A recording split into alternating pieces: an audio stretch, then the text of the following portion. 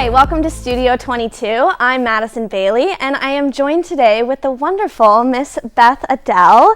So, Beth, can you give me a little bit about what you do at OCU, your background, kind of how this all got started for you? Of course. Well, I joined OCU last fall, so fall of 2019, as the director and assistant professor of mass communications. My background is varied. So I'm from Northeastern Oklahoma, and my undergrad is in musical theater with a minor in business. Okay. And then I moved more into the business realm and got an MBA and then a PhD in human resources development. But all of my experience and my professional experience has primarily been in marketing, strategic communications, advertising, social media, and that's why I am currently here.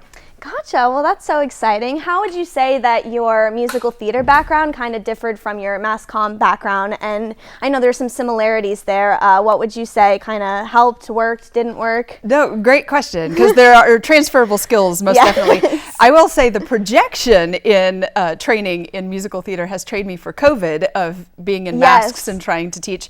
But I think Stratcom and the arts and mass communications in general, it's all about knowing your audience. And so it really has trained me to understand the audience before I begin communicating. Targeting, knowing their backgrounds, how they receive information. It helps me put together persuasive arguments as well.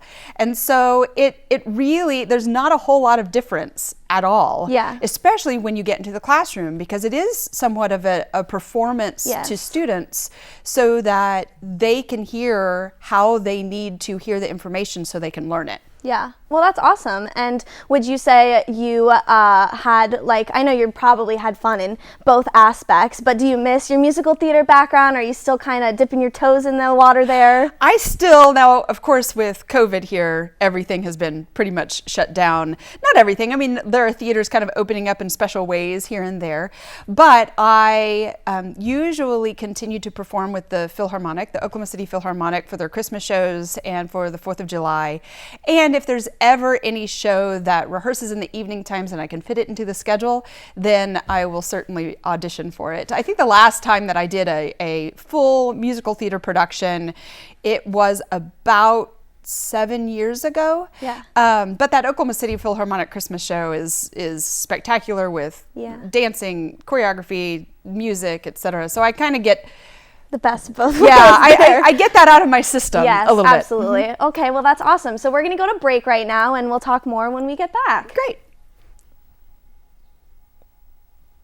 The Stars in retreat. The shot goes up. Devasone comes out of nowhere, and another block for OCU. This guy's on fire. This kid owns OCU's record in blocks, not only on the court, but off the court as well. Earlier today, he was busy crashing the boards. Just a rebounding machine. Even cleaning up the glass, giving a whole new meaning to garbage time. Devasone, MVP on the court, and keeping Oklahoma beautiful off the court.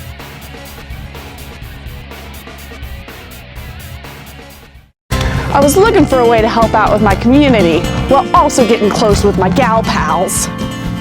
I've been looking for an addition in my life that can make things more lively. I wanted a companion to curl up with at night. That's why we adopted these guys. Research shows that women love cute little things. So what's wrong with you? Get a guy who's guaranteed to stay.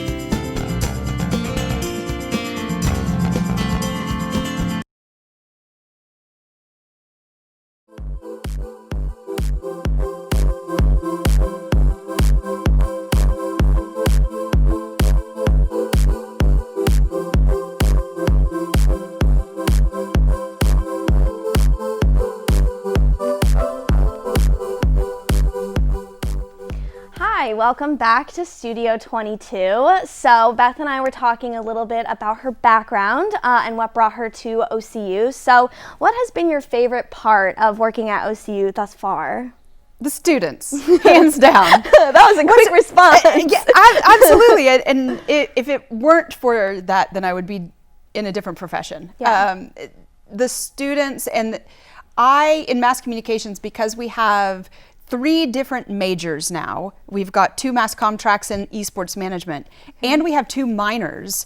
I get to have so many different types of students in my classes. So I get to have the entertainment business and the dance pedagogy and the musical theater and the marketing and religion and all these other majors that are earning a social media or a mass comm minor in my classes, as well as just this diversity of student who wants to be in different aspects of communications.